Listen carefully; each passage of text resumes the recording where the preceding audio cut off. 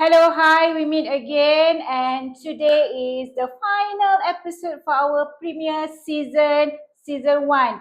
For this last episode, I have my dearest friend here, Miss Farah Jaafar, my fintech guru, my sister, my everything. So again, save the best for last, they said.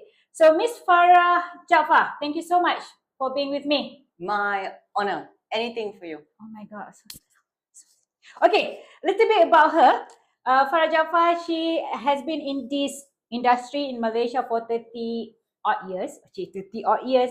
So her experience come across capital markets, wholesale, financial intermediaries, fintech, and digital financial services. At the moment, she sits in the independent non-executive director in several companies. May I mention a little about them? 𝐕𝐤 Securities, one of it, Tinder Insurance, and I think a long list. You can find out at Miss Farah Jaafar's LinkedIn, and also she is the advisor of Fintech Association of Malaysia. I think that is where actually we met. Yeah, Yes. when I started to come back to Malaysia 3 years ago and have a glimpse of Malaysia fintech ecosystem. Yes. So Miss Farah Jaafar, thank you so much for coming to the last episode for this season. Thank you very much, and hello everybody. I mean, for me, it's a very important thing that we're discussing today, and also, Dr. Laura, your focus on financial education, financial inclusion, and behavior is really one of the reasons I ventured into financial technology, finance, fintech, because the power of fintech is inclusion, and the power of fintech is an equal playing field for everyone. Yeah, I think fintech is something that you cannot avoid nowadays. It's not an option. Everybody have to at least equip and educate about it. Yes. Okay. Yes. So today also, it's actually something that I won't want to miss out to discuss about it, about US tariff, or people call it Trump tariff. Yeah. I know people will say, oh, apa kena mengena this US tariff, Trump tariff with financial behavior or us as a consumer. And so I would like to touch a little bit, but if you notice that, especially I love my what we call Cheetos. Cheetos is something from States, right? So I love my Cheetos. I love my Cheerios, yeah, my breakfast. With that, do we notice actually the price of Cheetos, Cheerios, or whatever, which is a US product, I say, a bit increased. So this is actually a little bit effect of Trump tariff, I would say US tariff. That is actually the reason why I'm calling you, because I know you're going to give a very insightful opinion of yours pertaining on how actually individual or consumer can act on this. All right. So we're going to divide this session, 29 minutes of valuable session with my beloved Miss Farah here. We're into 3 segments. We're going to try focus about the price of the import goods first. Okay, how does it impact us directly? Then we're going to go through the ripple effects, how this actually will impact us in our export.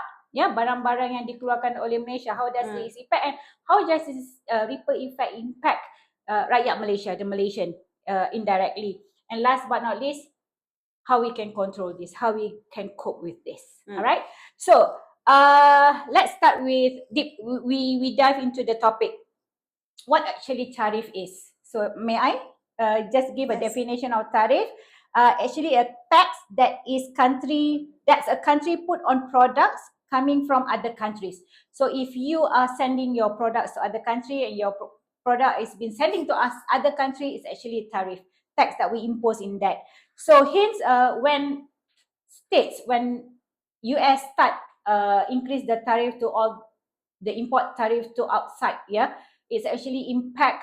People will say, nothing we can do, but actually it does affect a little bit on us. It take a toll on us.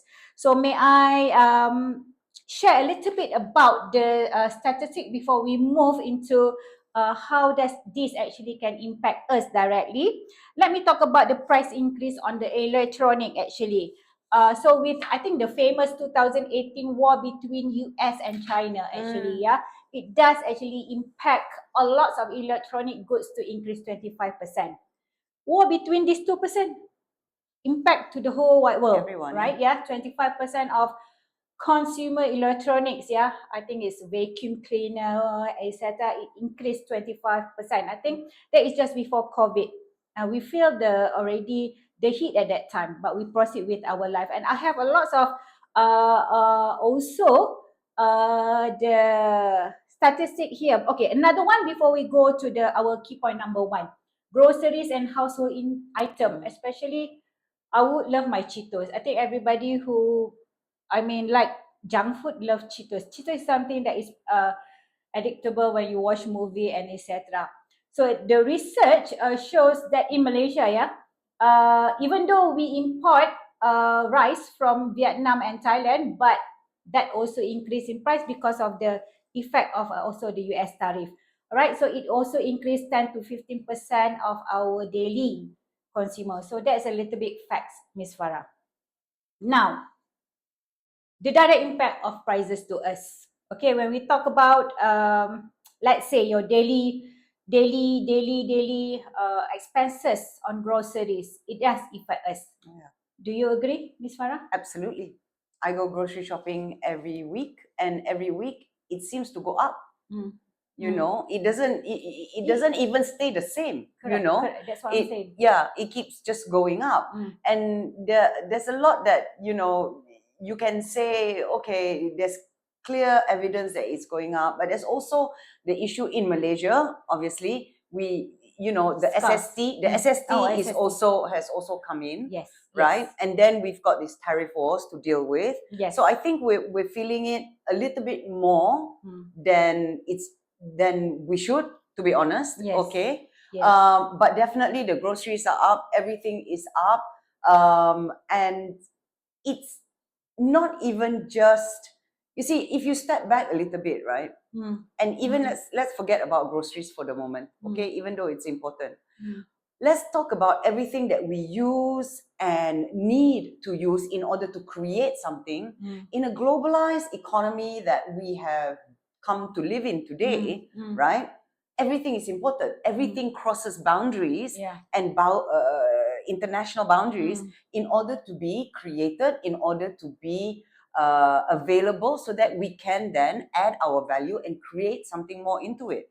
At the very core of cost, right, in our everyday life, whether it be groceries or whether it be ceramics that go into this mug in order to create this mug, in order to sell it to my 𝐷𝐻𝐿ID network, that has gone up. So it's not just a direct repercussion as to our bottom line and our grocery cart.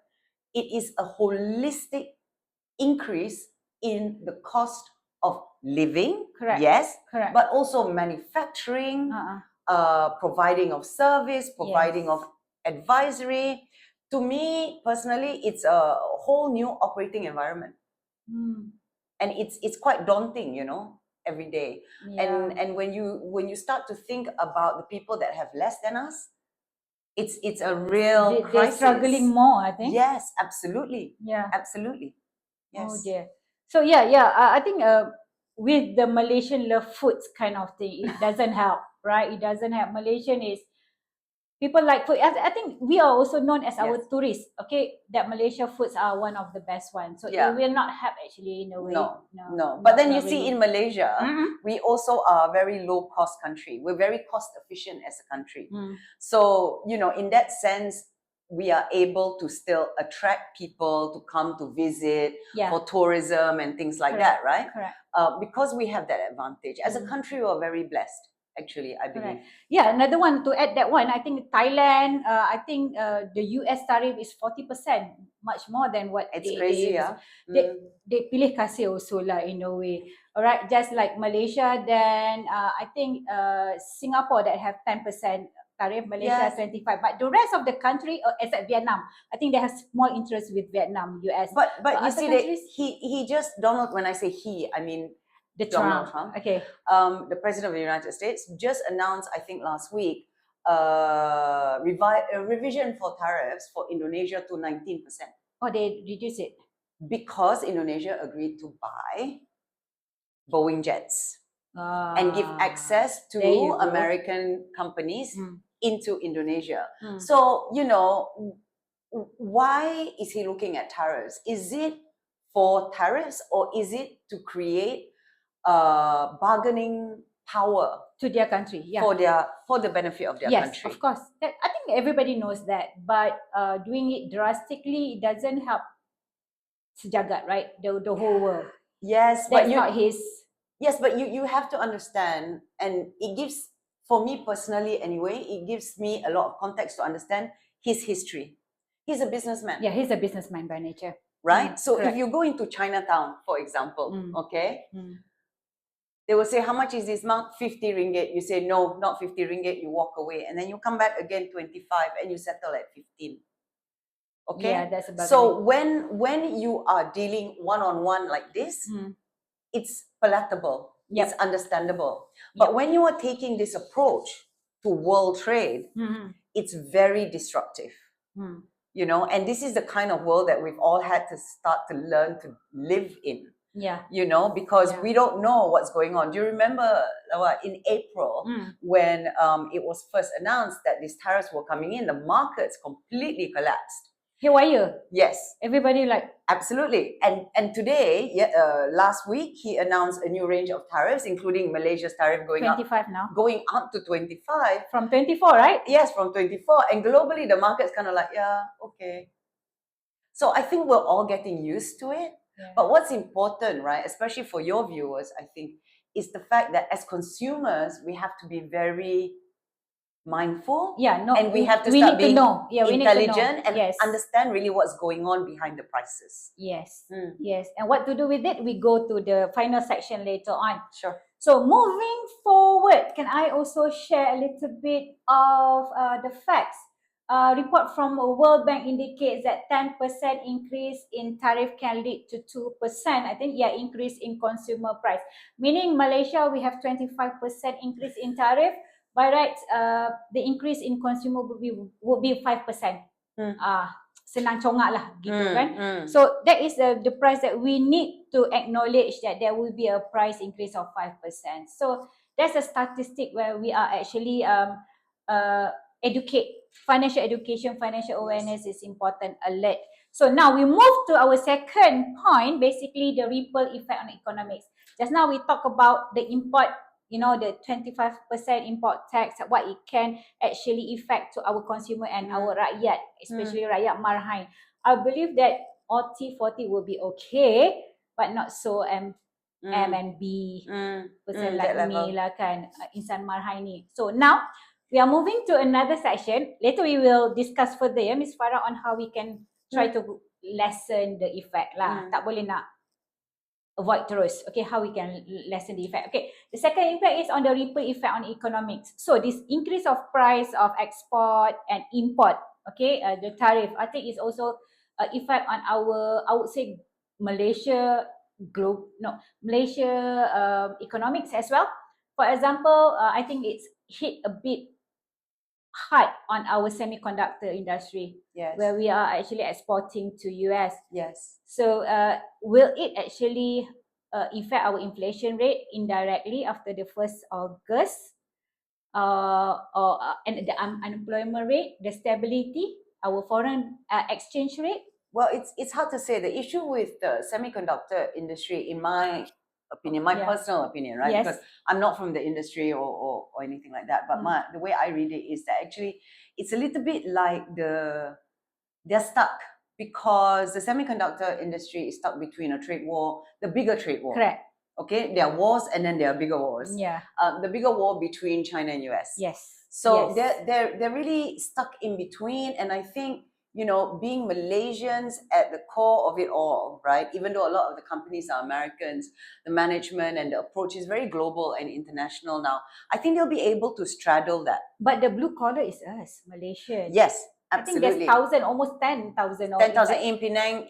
Exactly. Correct. It will affect us indirectly. Yes, for sure. But I believe the government is doing something via the Human Resources Ministry to kind of address the situation, reskill it. Yeah. And I think also on the part of the semiconductor industry itself, they're trying to diversify. Yeah. So it's going to be challenging. It is challenging, but you know, it's not something new. Okay. In the 1980s, we went through something similar. Yeah. Something similar. So I think it's important to take context as to what's going on and what is the next thing that we can as a country create, how Prevent. we Yeah. invent and move forward in that space. Correct. I think it's important to understand that. I think they are supposed to be already. There's a steps that need to be done already. I think there is. I think something that has been done Yes. to our semiconductor. I think rubber also. I think electronic also. We are actually Yes. the biggest export. But right, I think the statistics say our export to US is 198 billion compared to our import is just 160 something. Well, that is fundamentally the problem, isn't Yeah, it? That is correct. what he's addressing here. Yeah. That is what the President of the United States is trying to address. Because as far as he's concerned, if I'm going to give you 10 ringgit, you better give me 15. Yeah. Now we give a. At least equal, or he never gonna come and go. He want not more. equal, Okay. no. All right. So now, with all the issues, the people that struggling here in terms of food, SST, and I think the subsidy also kind of not really helping a little bit, but not really helping, and all those unemployment possibility, uncertainties that possibility happen to our export industry and so on. What can we do? What can we do? Especially people say that we cannot control, of course, true, we cannot control the US tariff. 25% on 1st August is going to happen. So what can we do? What can we control? I think in the perspective of behavioral spending of the individual. I think, I don't know, I'm not a psychologist, but I think a lot of it, the base of it is how we look at money. Okay. Regardless of whether it is a tariff war or not a tariff war, it is how we look at money and our personal relationship with money. Okay? I'll share something personal with you. I want to discuss more with about that. How you perceive money? How you look at money? When I was younger, I started my job. My first job was a stockbroker. And because I was dealing with so much money for other people, I felt that money was quite easy. So money didn't mean a lot to me. So when I had money, no matter how much I had, I would spend more. And that's why financial education is so personal to me, right? Because I was in debt, even though I had a really good job. That's why I'm asking you, do you facing a problem for that habit? In the beginning. In the beginning of my life, I did not understand the function of money. It was also like a dopamine hit, that if I spent money, if I got something, I would be happy. And then I think life was kind, but not so kind. Sometimes in life, bad things happen to you for good reasons. Exactly. And you benefit from that. Okay? So I had a lot of credit card debt. I had to restructure my debt. Even though I earned in 1994, when I first started working for my first job, in 1994, I earned 3,000 ringgit a month. Oh, that's a lot that time. That was a lot that time. Yes. And still, I went into credit card debt because what I was after was a dopamine hit. I wanted to spend money to make myself feel happy. And I believe that if I bought something like a Louis Vuitton bag, I would be happy. And actually, I was never happy. That's for a while only. That's what we call coping mechanism. It's not even for a while. You go into the shop, you buy, and then you come out and you think, okay, I've got it, now what? Immediately. For me, it was immediate. So I think some people take time, sleep 24 hours. Yeah. But for me, it was like, okay, now what? And then I realized it's a never-ending cycle. So I think at the core of dealing with this tariff war is re-evaluating our relationship with money. First and foremost, what does it mean to us? That's also, I know you haven't read it, Not but yet. that's in chapter 2 when we talk about money habit and money personality. So first thing first, in my book, is all about knowing your relationship with money. Correct. Yes. So people who never read also yet my book knows that is the first thing to do. And also I think my experience back in experience in debt also the motivation for me to come up with this book. And don't you think a lot of people don't talk enough about their own personal experience being in debt? You know, it's like something to be shy of. Correct. And actually, I don't think so. I think we should talk about it because people know. That also I touch in my chapter 3, money mindset. It's a cultural. So I didn't read her book, but we seem to be. This is why we're friends. Yes, great. Okay, minds or not. Like okay, or not. Okay, like you say, we need to know our relationship. In here, I did talk about shop smart. Maybe we can start doing a budget or list of how much this brand, how much that brand. That's a simple step that we can do. And belilah barangan buatan Malaysia. I think it comes back at this condition. I think that's one of the best way to start small, simple start. Okay, and then stay informed. Financial education, as Miss Farah mentioned earlier in the episode, that you need to stay informed. Your financial education is important, and I think budget wisely. I think in fintech world at the moment, fintech ecosystem at the moment, there's a lot of tracking apps that we can use. Oh yeah, there's plenty of apps that you can use. And one of the things that I would like to also say to everyone out there is that, your relationship money is one thing, but the first thing you do is you pay yourself. Every time you get that's a rule actually. A salary of some sort, you pay yourself first. Then you feel less to spend. Correct? Yes, afterwards. But the for me anyway, personally, the understanding is I pay myself first, and actually my disposable income is not my salary, but it's my salary minus my payment to me. So your disposable income actually is much less than what you think it is. True. I'm because with you. With the time, and we don't have a lot of necessarily time to kind of look at it and say, I still have months and months of salary to come. You never know when you're going to lose your job. Exactly. So the emergency fund is important. Correct. All right. Correct. Okay. So we are at our conclusion soon, but before that, I would like to ask about all my networks. 2 questions. Please assist me on helping to answer this. Okay. First, have you noticed everyday items becoming more expensive? I want to know. Please let me know. And second, did you change your spending habit in response? If so, I think everybody talking about how telur naik, harga minyak naik, harga gula naik, fine. But do you change your spending habit in response to it? So these 2 questions, please assist me answer, and then we will do more discussion in the future. Right? Maybe you'll be another episode host. So conclusion. As a conclusion, US tariff affect not just how global trade policies, but it's also affect our daily financial realities. Yes. All right. So it do affect, whether you feel it or not. Basically, it does affect. So the result is higher price on goods we use every day, even in Malaysia. And I think we in the East country, we are actually the victim. Are we a victim of this war between? I don't believe that. Sorry.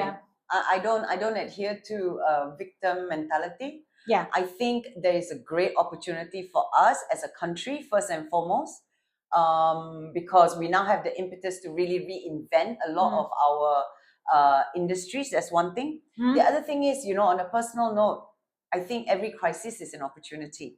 So if this tariff war creates an impetus for us to re-examine our relationship with money, allow for us to budget and spend wisely, and change our spending habits, then why don't we take it as that?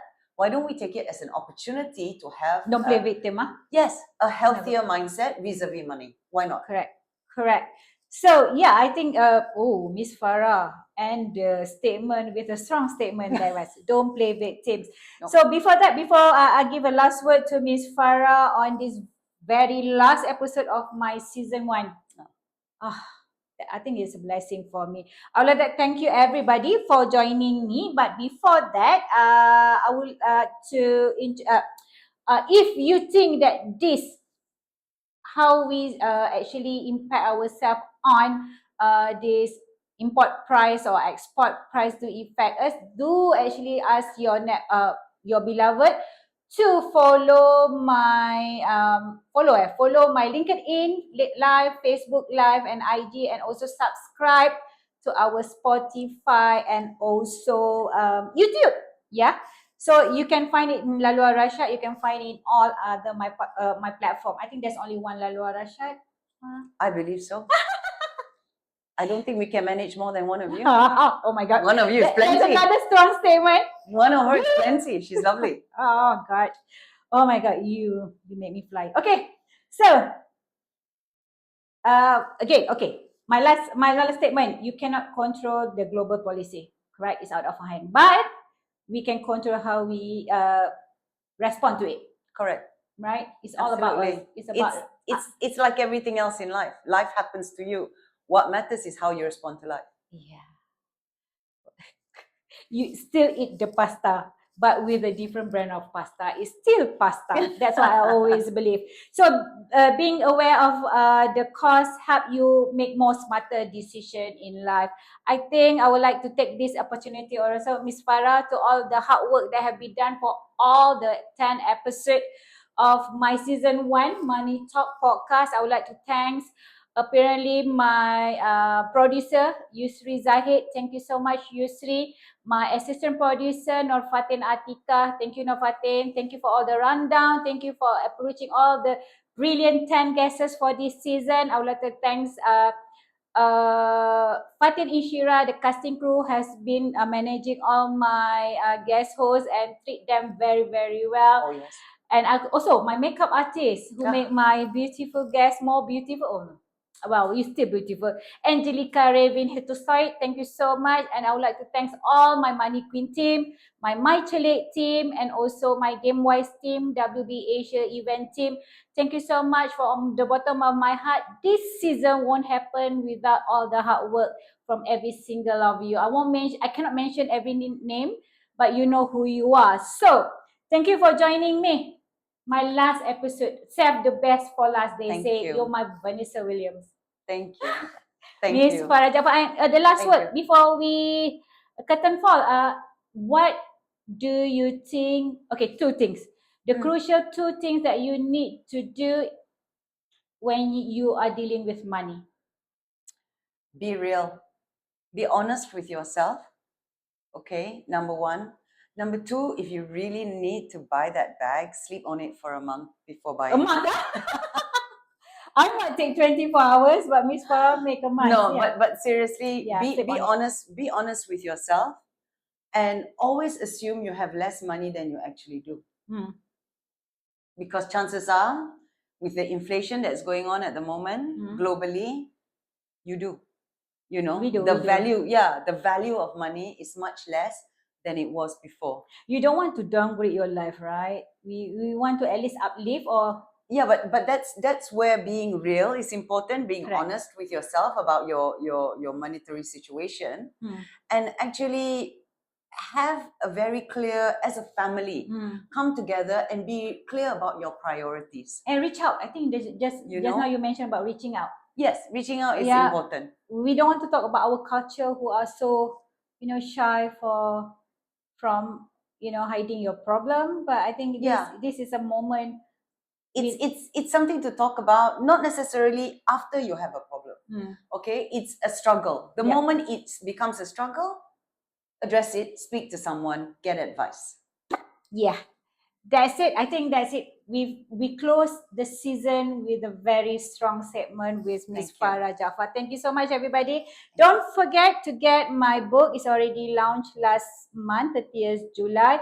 And it will actually, I have touched a lot of things about how your relationship with money, how we'll deal with it, how we can do a sustainable fund after our retirement, how we, use fintech as our platform tools for being a better management of money and so on and so forth. So get it in my, website, www.laluarashad.com. Until then, thank you so much, Miss Farah. Thank you, everybody, for having me for the last 10 weeks straight.